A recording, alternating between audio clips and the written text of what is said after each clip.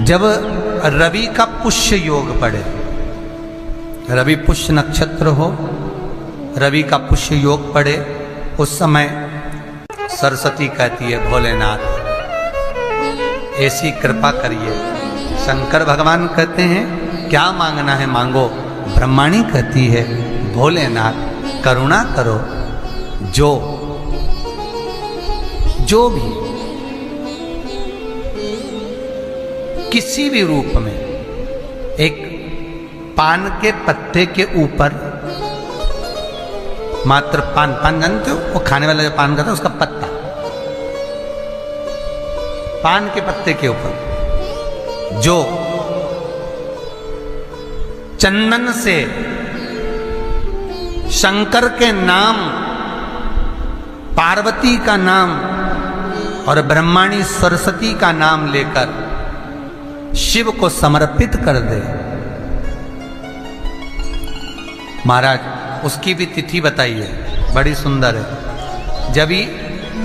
जब रवि का पुष्य योग पड़े, रवि पुष्य नक्षत्र हो, रवि का पुष्य योग पड़े, उस समय पान के पत्ते पर चंदन से शंकर, पार्वती और सरस्वती का स्मरण कर कर जो शिवलिंग के ऊपर उस पान के पत्ते को चढ़ाकर 5 बेलपत्र 3 समी पत्र समर्पित कर देते हैं, उस बच्चे से चढ़वा देते हैं, वो बच्चा कभी पढ़ने में कमजोर नहीं होता, विद्या में बढ़ता ही बढ़ता है।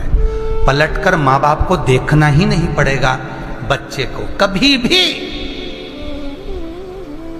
मां को कहना ही नहीं पड़ेगा कि पढ़ने बैठ, वो खुद पढ़ेगा, रुचि से पढ़ेगा। 5 बेलपत्र 3 समी पत्र समर्पित कर दें, भगवान शंकर का स्मरण करें और उस बच्चे को प्रणाम करवा कर वापिस लेकर आए, बच्चा विद्या में प्रबल होता है, विद्या प्रखर। पुराण की कथा चल रही है जिसमें मधुता का भाव कहा गया। कभी कभी निवेदन करूंगा, एक थोड़ा सा भाव व्यक्त करूंगा। मान लो घर में अशांति ज्यादा हो, रोग बीमारी ज्यादा घेर रही हो, तो शंकर पर थोड़ा सा शहद चढ़ाकर आप जब पूजन करते हो, जल चढ़ाते हो, अनुष्ठान करते हो, अभिषेक करते हो, जब शिव जी का पूजन करें, जब शहद चढ़ाएं तो उसमें से जरा सा शहद एक चम्मच में रख लें, वो चौखट पर लगा देने पर बीमारी, रोग, अशांति सब समाप्त हो जाता है, घर में सुख बढ़ना प्रारंभ हो जाता है, समृद्धि बढ़ना प्रारंभ। मधुता में सुख भी, शहद में सुखता भी, भगवान को जो समर्पित किया गया, एक एक पुष्प भगवान शंकर को जो दिया गया है, एक एक भाग जो शिव को दिया गया, वो साधारण नहीं है। शंकर के पास जो भी चीज रखी है सब वीआईपी है। गले में देख लो नाग बासुकी है, कानों में बिच्छू, हाथ में त्रिशूल, सब उसके पास में भी, कोई चीज ऐसी।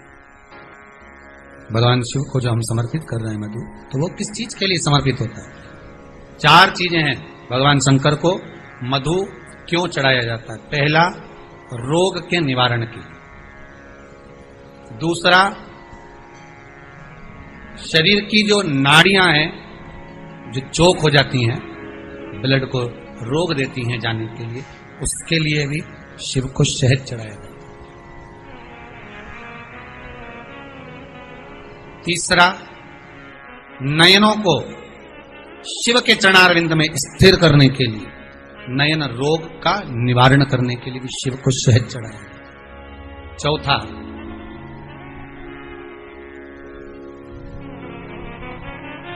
भगवान शंकर छोटे छोटे जीव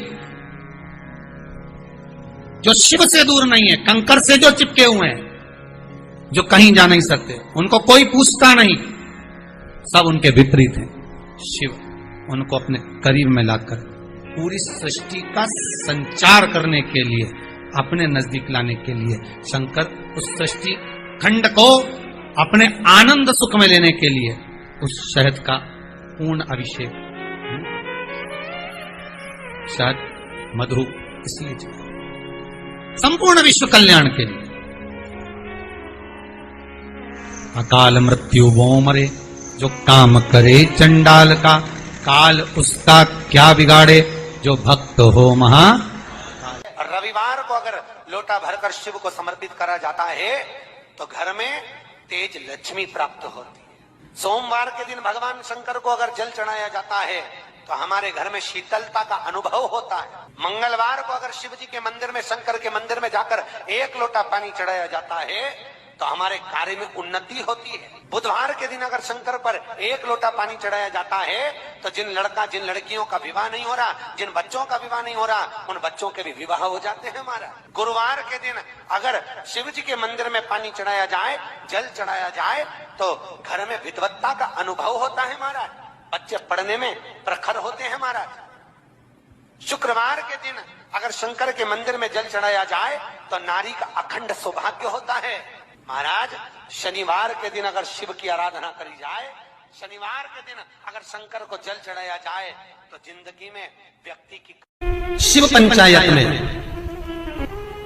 गुड़, चावल, लाल फूल और लाल मिर्ची के 11 दाने पानी के कलश में तांबे के लोटे में लेकर हाथ को ऊंचा कर नेत्र, नासिका, वक्षस्थल के सम्मुख में जो सूर्य नारायण को अर्घ देता है, जल चढ़ाता है, पर जो सूर्य को अर्घ रविवार के दिन दे देता है, अगले रविवार तक पैसे की आवक आना प्रारंभ हो जाती है।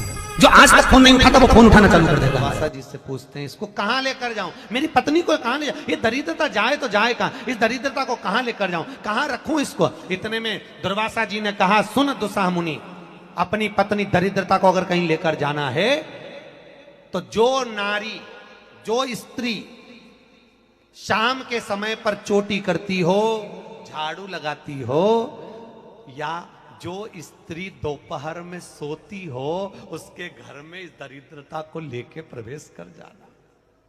वैसे मुझे उम्मीद है करमाला की माताएं दोपहर में नहीं सोती होंगी, जो दिन में सोती हो, जिसके यहां रात में बर्तन झूठे पड़े रहते हो, जिसके यहां रात्रि में बर्तन झूठे पड़े हों, उसके घर में इसको लेकर प्रवेश कर जाए। प्रवेश दरिद्र।